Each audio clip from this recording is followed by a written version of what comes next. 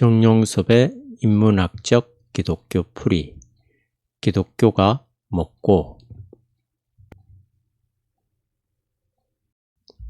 제36강 인간과 죄의 문제. 안녕하세요. 반갑습니다. 우리가 6개월을 약속했는데 벌써 오늘이 5월의 마지막 목요일입니다. 참 빠르죠. 6월 한 달만 공부하면 다 끝납니다. 오늘은 인간에 대한 공부를 끝내게 되겠군요. 사이버 강의실에 일찍 들어온 분들은 노래를 들었을 텐데요. 무등산 풍경소리 4주년 기념 음반인 풍경소리에 나오는 소낙비라는 곡입니다. 번안곡이고 이장순 씨가 불렀어요. 가사가 이렇습니다. 1. 어디에 있었니 내 아들아, 어디에 있었니 내 딸들아. 나는 안개 낀 산속에서 방황했었다오. 시골의 황토길을 걸어 다녔다오. 어두운 숲 가운데 서 있었다오. 시퍼런 강물 위를 떠다녔다오. 2. 무엇을 보았니 내 아들아, 무엇을 보았니 내 딸들아. 나는 늑대의 귀여운 새끼들을 보았소. 마구간 옆에서 어린애를 보았소. 하얀 사다리가 물에 뜬 걸 보았소. 빈 물레를 잡고 있는 요술쟁이를 보았소. 3. 무엇을 들었니 내 아들아, 무엇을 들었니 내 딸들아. 나는 비 오는 날 밤에 천둥 소리를 들었소. 세상을 삼킬 듯한 총소리를 들었소. 길바닥을 기어가던 신음소리 들었소. 친구를 부르던 목신 소리를 들었소. 4. 누구를 만났니 내 아들아, 누구를 만났니 내 딸들아. 나는 하늘에서 내려온 개구리를 만났소. 검은 개를 끌고 가던 흰 사람을 만났소.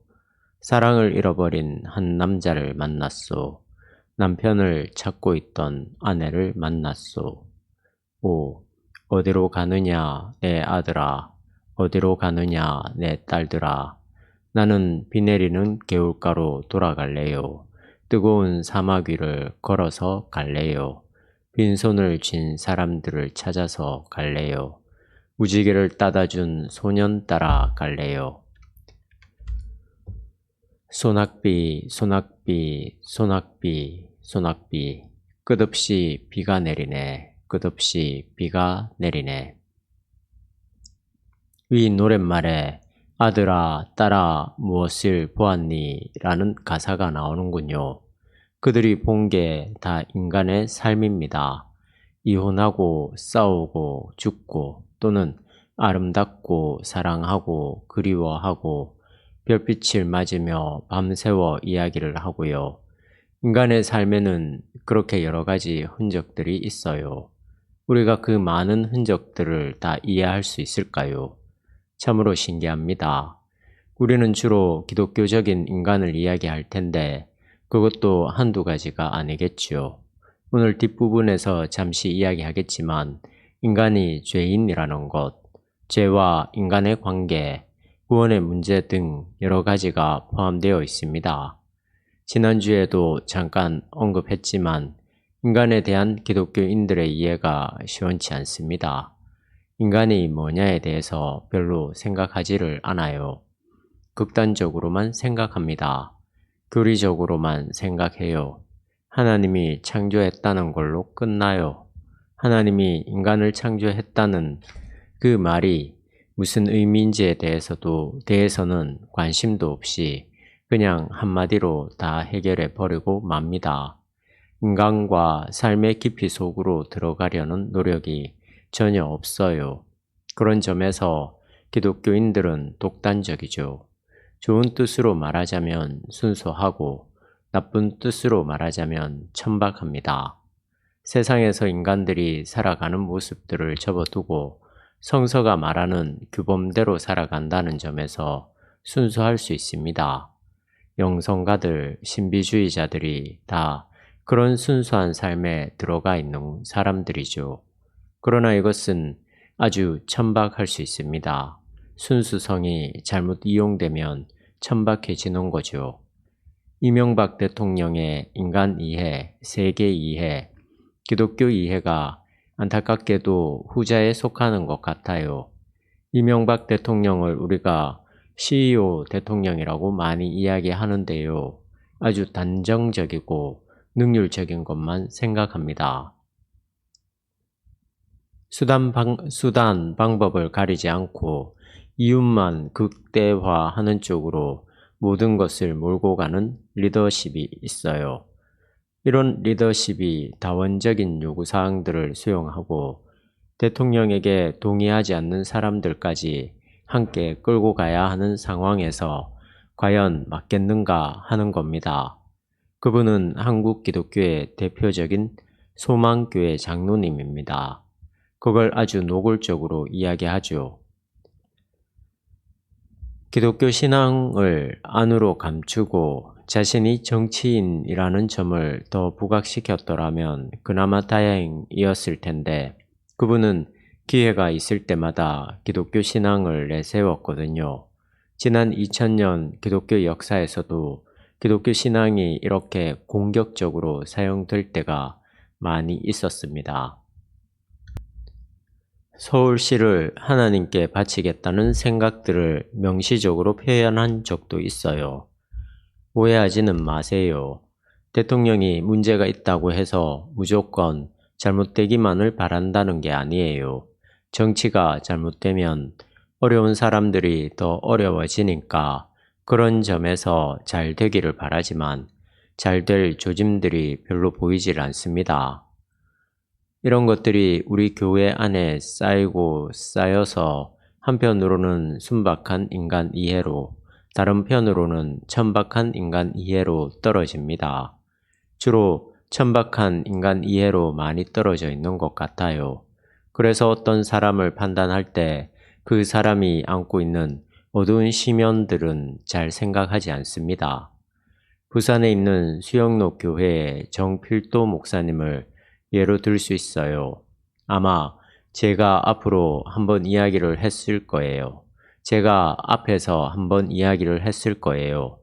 설교 시간에 술집에서 일하는 여자들에 대해 이야기를 하더라고요. 설교 시간에 쓸데없는 이야기를 많이 하더군요. 그게 설교의 위기이기도 하지만 적나라한 우리의 모습이기도 합니다. 어떤 날은 설교에서 관상이 어떻다는 이야기를 쭉 하다가 술집에 있는 여자들이 얼굴이 반반하니까 말년이 좋지 않다고 하더군요. 술집이나 홍등가에 있는 여자라도 또는 동성애자라도 모두 우주보다 귀한 생명들이잖아요. 그들에게 어떤 삶의 어둠과 밝음이 혼재해 있는지 헤아릴 생각은 하지 않고 독단적으로 그들의 삶을 매도하더라고요. 그런 일은 우리에게도 비일비재합니다. 인간 이해에 대한 천박한 생각들로 인해서 우리 기독교가 복음의 본질을 오히려 놓치고 있는 게 아닌가 싶습니다. 앞에서 우리의 기독교 신앙은 기본적으로 인간 이해가 없을 뿐만 아니라 있더라도 대개는 가현설에 빠져 있다고 했습니다. 그러나 기독교 신앙이 원래 그런 게 아닙니다. 기독교가 말하는 인간 이해는 현실적이에요. 이게 좀 이상하게 생각되지요. 기독교는 하나님을 초월적이고 관념적으로 이야기한다고 생각하니까 인간도 그런 식으로 이야기한다고 생각할 텐데요. 표면적으로만 보면 그렇습니다. 그러나 성서와 기독교의 인간 이해는 아주 현실적이에요. 인간만이 아니라 역사, 세계, 계시 등에 대한 이해가 모두 현실적입니다. 현실적이라는 말을 오해하지 마세요. 이것은 물질적이거나 가시적인 것만을 가리키는 게 아니라 정말 현실적인 것, 리얼한 것을 의미합니다. 오늘 강의의 뒷부분에 나오게 될 죄의 문제도 인간 이해에서 가장 중요한 부분이에요. 이건 구원론과도 연관되고 창조론과 심판의 문제와도 연관되어 있으니까 종말까지 관계된 전체적인 이야기입니다. 기독교의 가르침은 거미줄처럼 다 연관되어 있어요. 이 끝에서 저 끝까지 이리저리 연결되어 있습니다. 그런 것들이 어떤 방식으로 연결되어 있는지를 잘 찾아 나가는 공부가 신학입니다. 신학적으로 생각하는 사람은 죄라는 주제 하나만 가지고도 기독교의 창조, 성서, 계시, 성만찬, 세례, 그리고 종말론적 하나님 나라의 완성에 이르기까지 많은 것을 이야기할 수 있어요. 또는 성만찬이라는 주제를 가지고 다른 것들을 다 이야기할 수도 있고, 죄에 대해 성서의 인간 이해는 공중에서 뚝 떨어진 게 아니라 현실에 대한 정확한 통찰에서 나온 겁니다. 아담과 이브의 선악과 사건이나 가인의 아벨 살해 사건 등 성서에는 인간의 악에 대한 보도가 많이 나옵니다. 그런 보도를 어떤 사건에 대한 객관적인 묘사로 보면 곤란합니다. 그런 보도는 더 고론적인 어떤 사태를 전하려는 신학적 메타포예요. 구약성서 시대의 고대인들은 형제가 형제를 살해한다는 방식으로 말할 수밖에 없는 어떤 현실을 본 거죠. 도저히 다른 방식으로는 해명할 길이 없으니까요. 안 그런가요? 인간이 왜 그렇게 잔인한가요? 여러분, 죄의 현실을 봐야 합니다. 기독교 신앙은 세상과 인간을 낭만적으로 보는 게 아니라 존재론적 깊이에서 보는 거예요. 또 제가 잘 사용하는 말이 나왔군요. 존재론적으로 본다는 말이요. 죄는 인간에게 현실이잖아요. 개인이든 공동체든 우리에게 죄성이 강하게 나타나잖아요. 이 죄성이 개인보다 사회로 나가면 더 심해질 텐데요. 라인홀더 니버도 도덕적 인간과 비도덕적 사회에서 그런 이야기를 하고 있습니다. 개인이 착해도 그 개인은 구조 속에서 굴러가기 때문에 악할 수밖에 없다고요. 쇠고기 파동과 연관해서 졸속 협상을 했고 그 후로도 계속해서 꼼수를 쓰는 것이 모두 공무원들이잖아요. 그들을 하나하나 만나보면 그렇게 이상한 사람들이 아닐 거예요. 그 구조가 그렇게 만들어 가는 거예요. 이런 예는 수도 없이 많습니다. 여러분도 잘 아는 대로 제2차 세계대전 당시 히틀러의 나치에 가담했던 사람들이 아침에는 아내와 아이들에게 입맞춤을 하는 아주 자상한 아버지와 남편이었지만 나치라는 구조에 들어가면 비인간적인 일을 서슴지 않고 했거든요. 이런 이중성을 얼마나 세련되게 감추는가 아니면 드러내놓고 폭력적으로 하는가의 차이만 있을 뿐이죠. 이게 인간의 본질인 것 같아요. 어린아이를 유괴한다거나 집단 폭력을 통한 내전 등이 일어나잖아요. 인간이 도저히 저지를 수 없는 악을 저지르잖아요. 꼭 필요해서 사람을 죽이는 게 아니라 어느 단계에 들어가면 자동으로 죽여요. 그리고 전쟁 때는 특히 부녀자 강간이 많이 일어납니다. 평소에는 그런 짓을 할 수 없었던 사람들도 그런 상황이 되면 그렇게 해요. 죄의 현실들은 아주 명백합니다. 성서는 사람들을 도덕적으로 변화시키기만 하면 죄의 현실이 해결된다고 생각하지 않습니다. 더 권원적인 힘이 인간을 지배하고 있다고 보았던 거예요. 그 힘을 사탄 혹은 마귀라고 본 건데요. 이것은 고대인들이 일종의 신인 동영론적인 차원에서 신을 인간과 비슷한 방식으로 묘사한 것뿐이에요. 여기서 핵심은 죄와 악의 존재론적 뿌리가 있다는 사실입니다. 우리는 사탄이 혹은 마귀가 시공간적인 범주에서 존재한다고 말할 필요는 없어요. 그것은 고대인들이 인식하는 통로였을 뿐이니까요. 오늘날에는 뭐가 악의 존재론적 뿌리라고 할 수 있을까요? 프로이트라면 우리의 무의식이 그렇게 한다고 말할 겁니다. 그렇다고 해서 사탄이나 마귀가 틀렸다는 말은 아니고요. 이게 무슨 의미인지를 알아야 한다는 거죠.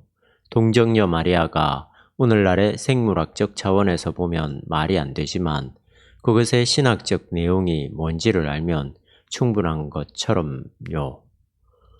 마찬가지로 사탄이나 마귀의 신학적 내용이 뭔지를 모른다면 그와 관련해서 엉뚱한 일도 많이 일어나게 되죠. 영안이 있다고 하는 교회 권사님들, 주로 기도를 열심히 하는 여자분들이 저 사람은 귀신이 턱에 달렸다거나 등에 시꺼먼 게 있다고 말하잖아요. 환각, 환청일 가능성이 높은 겁니다. 우리가 어렸을 때 밤에 공동묘지 옆을 지나가면 나무에 뭐가 매달려 있는 것처럼 보이잖아요. 어떤 사람의 얼굴이나 등에 귀신이 몇 마리 붙어 있다고 말하는 것은 정신병적인 자기 암시를 통해 반복된 것이 표출된 것으로 보입니다. 이런 방식으로 사탄과 마귀의 실체를 경험할 수는 없어요. 사탄이나 마귀의 방식으로 기독교가 말하려고 했던 핵심이 무엇인지를 알아내면 됩니다. 성서 기자는 우리 현실에 깊이 뿌리박고 있는 악의 권원을 이야기하려고 했습니다. 악을 현실적으로 봤던 거예요. 뚫어지게 보고 있는 거죠. 죄를 순진하게 보지 않고 아주 권원적인 차원에서 봤어요. 그래서 존재론적이라고 말한 겁니다. 앞에서 말씀드린 것처럼 그들이 보기에 이것은 인간이 투쟁해서 이길 수 있는 대상이 아니었던 거예요. 그래서 사탄이 나오고 마귀가 나오는 거죠. 이건 존재론적 힘들이기 때문에 우리가 투쟁하거나 노력해서 극복되는 게 아닙니다. 여러분은 되나요? 안 되죠. 그런 투쟁이나 노력이 우리의 악한 행위를 약간 줄일 수는 있을지 몰라도 근본적으로는 그런 경향 자체를 해결할 수는 없습니다. 인간은 흙이다. 죄의 문제를 제외한 두 가지 관점은 창세기에 나와 있는 보도를 중심으로 이야기하려고 합니다. 하나는 인간이 흙으로 지음을 받았다는 것이고 다른 하나는 영으로 되어 있다는 거예요. 우리는 이것을 실질적으로 이해해야 합니다. 인간이 흙으로 돌아가야 한다는 표현을 많이 쓰는데요. 인간 창조에 대해서 제2문서인 창세기 2장 7절은 이렇게 말합니다. 여호와 하나님이 땅의 흙으로 사람을 지으시고 생기를 그 코에 불어 넣으시니 사람이 생령이 되니라. 그리고 3장 19절은 이렇습니다.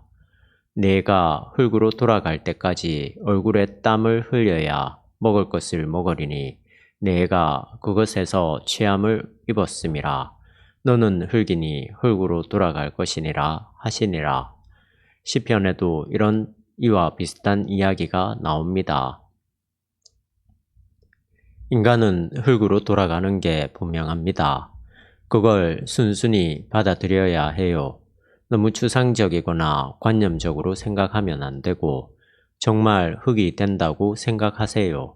지금 우리는 죽은 다음에 천당에 가서 금 면류관을 받고 배고픔이나 아픔도 없이 이 땅에서 누리지 못한 행복한 삶을 영원히 누리겠다는 희망으로 있는데 그냥 흙으로 돌아간다니 이건 우리의 육체에만 해당하는 말이고 우리의 영혼은 그런 게 아니지 않냐고 생각할 분들도 계실 겁니다. 그것은 복잡한 문제이기도 하고 딱히 틀린 말도 아닙니다. 그러나 일단 영과 육을 따로 나누는 것은 기독교적인 인간 이해가 아니에요. 육은 땅으로 가고 영은 하늘로 가는 게 그럴듯하긴 한데 맞지는 않습니다. 영과 육이 하나가 되어야만 인간이에요. 영과 육이 분리된다고 하면 플라톤의 생각과 가까운 거죠. 인간 이해에서는 기독교가 플라톤보다는 오히려 아리스토텔레스의 영향을 많이 받았어요. 그래서 영과 육을 하나로 생각합니다. 제가 지금 이걸 설명하고 있기는 하지만 이 부분에 대해서 성서가 딱 부러지게 말하는 게 아니라서 정확히 설명하기가 힘들어요. 딱 부러지게 말하는 부분이 있다고 하더라도 전체를 이야기하는 게 아니기 때문에 그걸 정답이라고 할 수도 없습니다. 이런 점에서 기독교의 가르침을 말한다는 게 상당히 어렵고 충분히 준비되어 있지 않으면 삼천포로 빠질 가능성도 많아요. 성서에 이렇게 나온다고 몇 구절을 따다가 기독교의 가르침이 이거라고 말한다면 오해될 가능성이 많죠. 인간이 영과 육으로 구분되어 있는 것은 아닙니다. 어떤 면에서는 영과 육이 구분되어 있는 것처럼 나오기도 해요. 육은 썩고 영은 산다고 합니다. 그러나 기본적으로 영과 육이 분리되면 인간이 아니에요.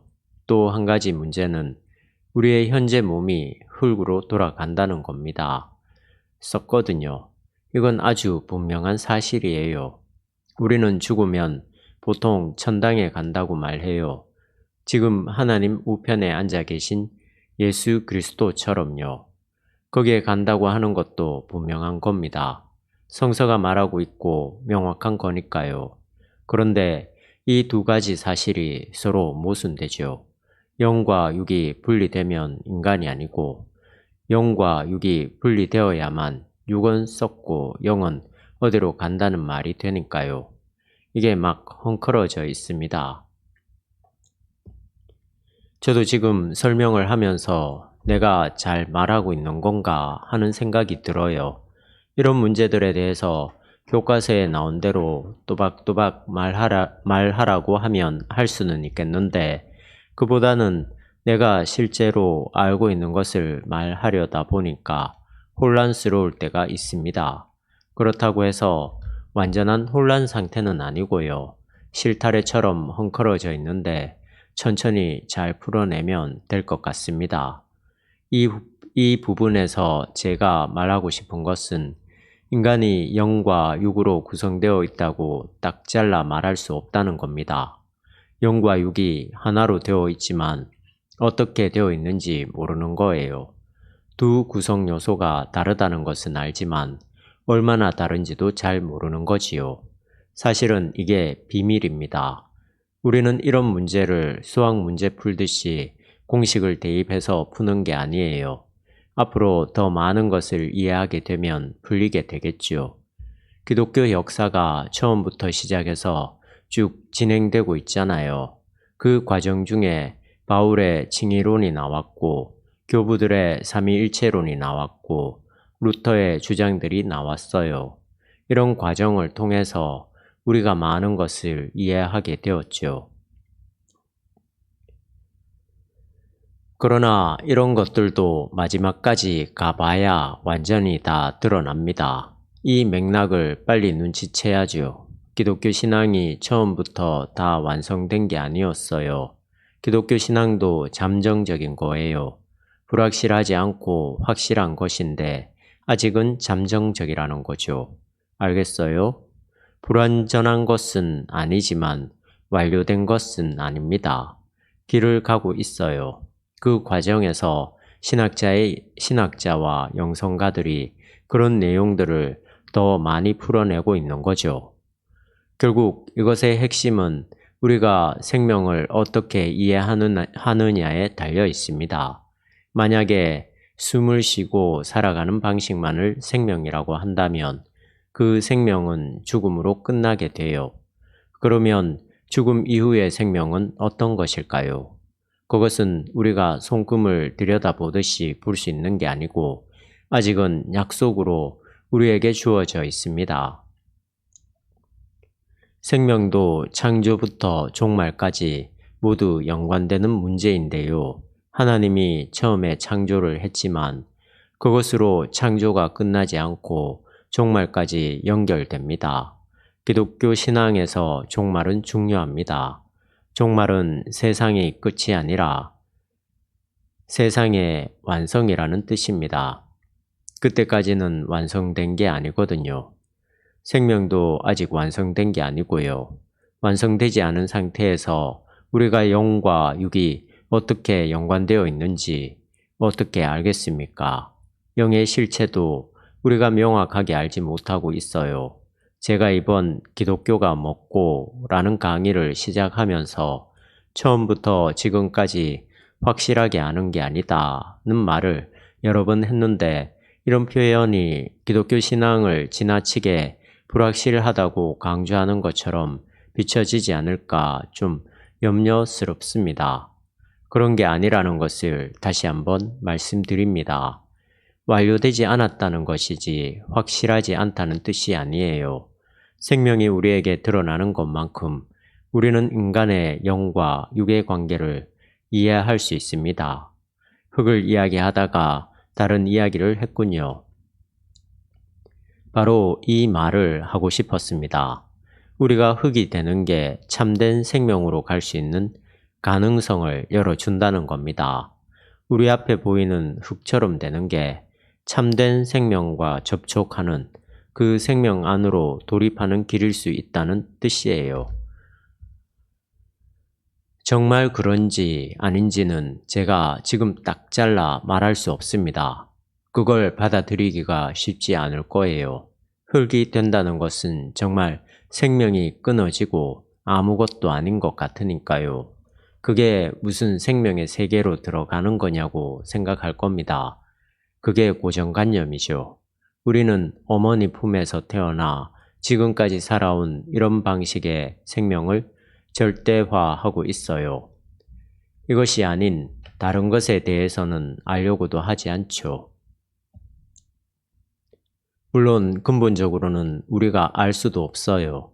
그게 우리 인식의 근본적인 한계죠. 실존적인 철학자들의 말을 빌리자면 피투성, 세상에 던져진 자로서 세상 밖의 것을 알지 못하는 한계인 겁니다. 플라톤의 동굴의 비유를 설명하자면 동굴 안에 있다 보니 밖의 세계를 모르는 거죠. 우리는 이렇게 먹고 살고 노래하고 잡담하는 방식의 삶을 절대적인 것으로 생각해서 흙처럼 존재하는 것을 우습게 생각할 수 있는데 이것은 큰 착각일 수 있어요. 하나님이 흙의 존재 방식으로 놀라운 생명의 평화를 허락할지 누가 알 수 있겠어요? 단정적으로 그건 아니라고 말할 수 있을까요? 며칠 전에 무인 우주선이 화성에 안착했다는 소식이 들렸습니다. 작년 8월에 쏘아 보냈는데 이번에 겨우 도착했다고 합니다. 10개월이 걸렸다는군요. 5억 몇천만 킬로미터가 떨어져 있다고 하더라고요. 태양에서 지구까지의 거리가 1억 5천만 킬로미터인데 빛의 속도로 9분 정도 걸립니다. 까마득한 거리죠. 지구에서 태양이 더 멀리 있을 것 같은데 화성이 더 멀다고 하네요. 이걸 제가 더 정확하게 확인해 보지는 못했어요. 참고로 태양에서 또 다른 태양까지의 거리가 얼마인지 아세요? 하늘의 별들은 다 태양입니다. 곳곳에 따로 있어요. 가장 가까운 곳에 있는 별이 2에서 3광년 거리에 떨어져 있습니다. 태양에서 지구까지가 9분인데 2에서 3년 동안 빛의 속도로 달려가야 또 하나의 별이 있다는 겁니다. 우주를 생각하면 너무 까마득하죠. 화성에 도착한 무인 우주선이 탐사하려고 한 가장 핵심적인 것이 지표 말고 지하에 물이 있는지를 확인하려는 겁니다. 물이 있어야만 생명이 있었을 가능성을 내다볼 수 있기 때문이죠. 화성에도 지구 못지않은 생명 현상이 있었을까요? 그 모든 비밀이 언제쯤 밝혀질 수 있을지 궁금하기 짝이 없습니다. 학생들에게 그런 이야기를 했어요. 우리가 물처럼 되는 게 정말 생명의 세계로 들어가는 게 아니겠느냐고요.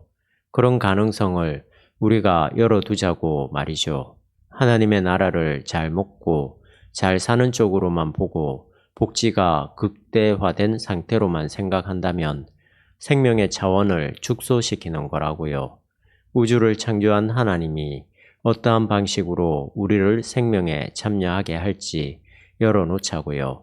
왜 우리가 그것을 독단적으로 가로막고 있느냐는 거죠. 제가 하는 말은 성서적이라기보다 일반적인 철학 사상이나 동양적 영성에 기반을 둔 것 같다고 생각할 사람도 있을 겁니다. 이건 다른 문제입니다. 하나님의 통치를 가로막지는 말자는 뜻이에요.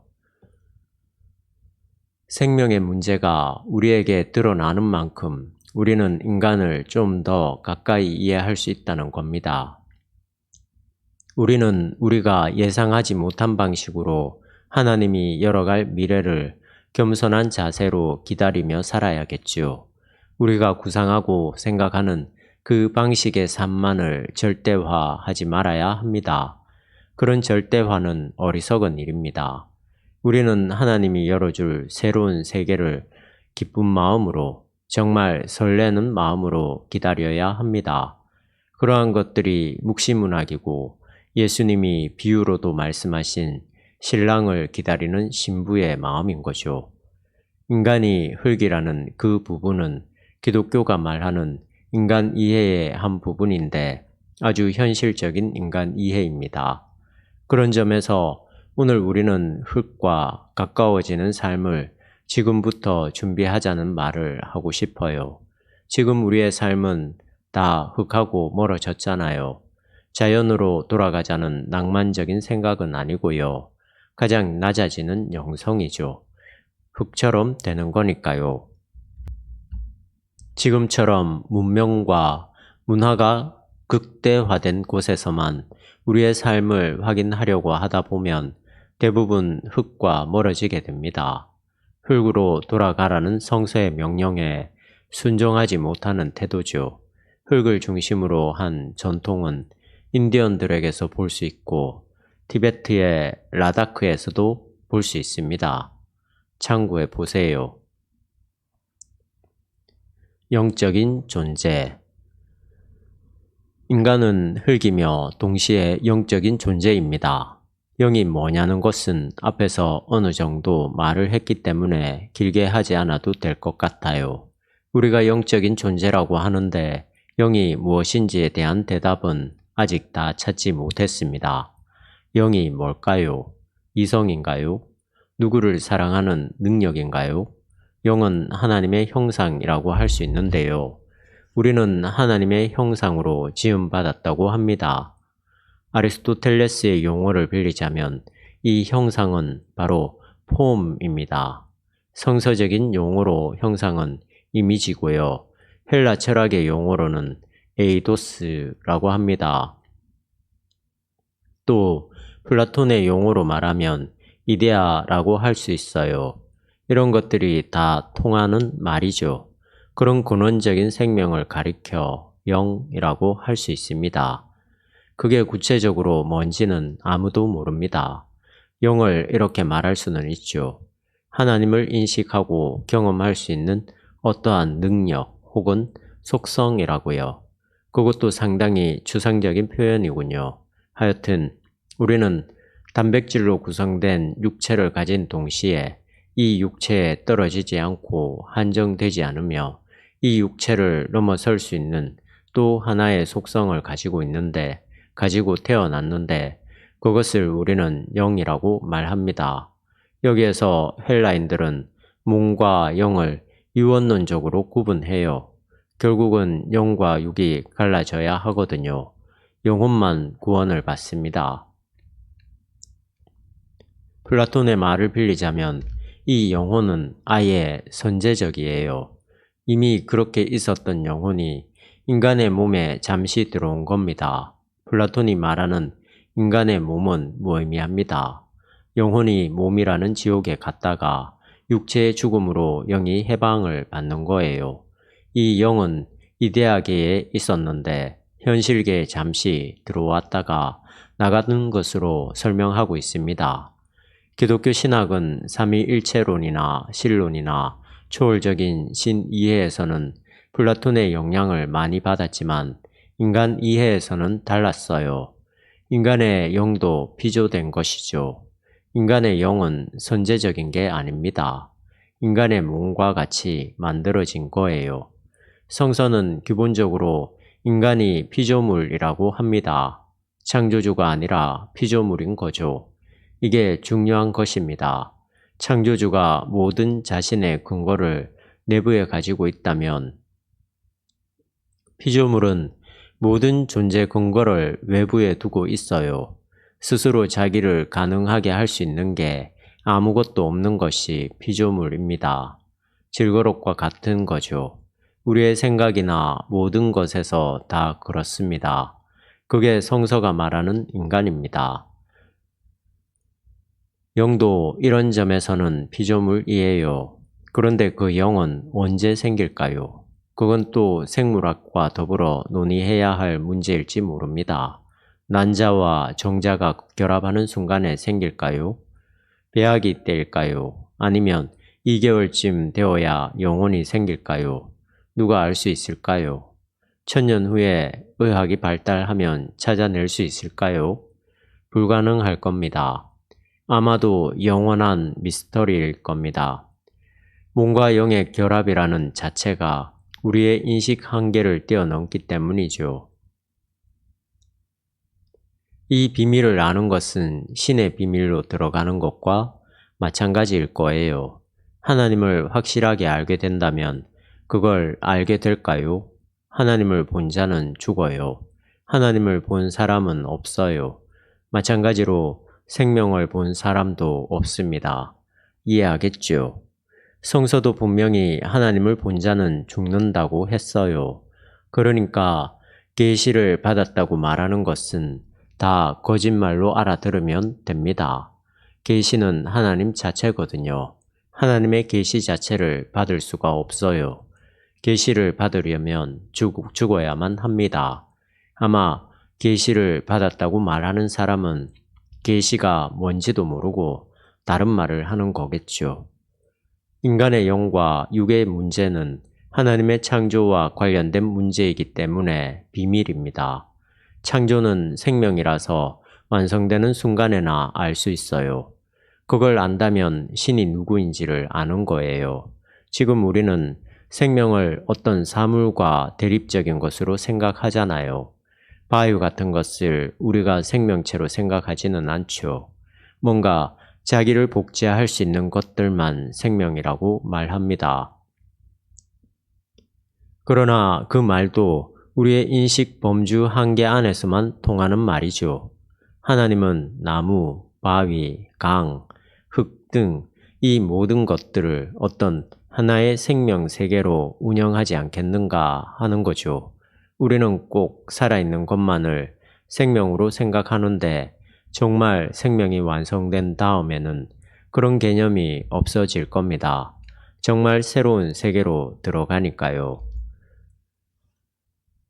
반복해서 한 말이기 때문에 여러분도 기억하겠지만 새롭다는 것은 전적인 변화를 가리킵니다. 이런 관점을 깊이 생각해야 하나님의 계시에 대해 열린 마음을 가질 수 있습니다. 새롭다는 말을 여러분이 잘 이해할 수 있도록 쉬운 예를 들게요. 섹스의 문제인데요. 동성애가 기독교계에서 예민한 문제라서 하는 말입니다. 동성애자들을 이상하다고 생각하는 이유는 우리의 성 개념을 절대화하기 때문입니다. 그게 얼마나 유치한 인간 이해입니까? 하나님이 생명을 완성한 뒤에 어떤 방식으로 이 세계를 이끌어 갈지 우리가 재단할 수 없어요. 그때는 전혀 다른 방식, 이성이나 동성이 아니라 전혀 다른 방식의 생명이 시작될 겁니다. 그리고 그 종말에 완성될 생명이 우리가 모르는 방식으로 지금의 우리를 끌어가고 있어요. 그것을 빨리 눈치채야죠. 우리는 그런 점에서 어린아이 같아요. 아주 미숙합니다. 그런데 우리의 미숙함을 생각하지도 않은 채 종종 하나님의 계시라고 말하거든요. 그런 걸 좀 생각해 보라는 뜻입니다. 인간의 영과 육이 유언론적으로가 아니라 통전적으로 하나라는 사실을 설명해야 하는데 그게 쉽지 않습니다. 일단 영을 이해하기가 까다롭기 때문입니다.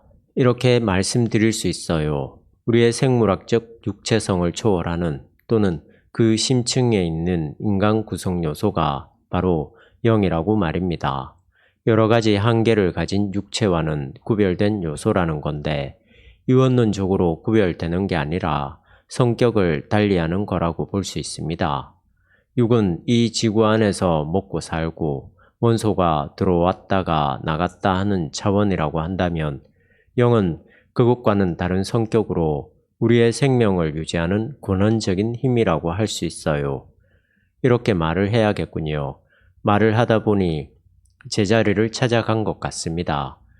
이 두 가지가 다 생명을 말하는 것 같아요. 지금 중요한 걸 말하고 있습니다. 우리가 늘 생명을 말하지만 그것을 진지하게 생각하지 않거든요. 육적인 생명도 굉장히 소중한 거예요.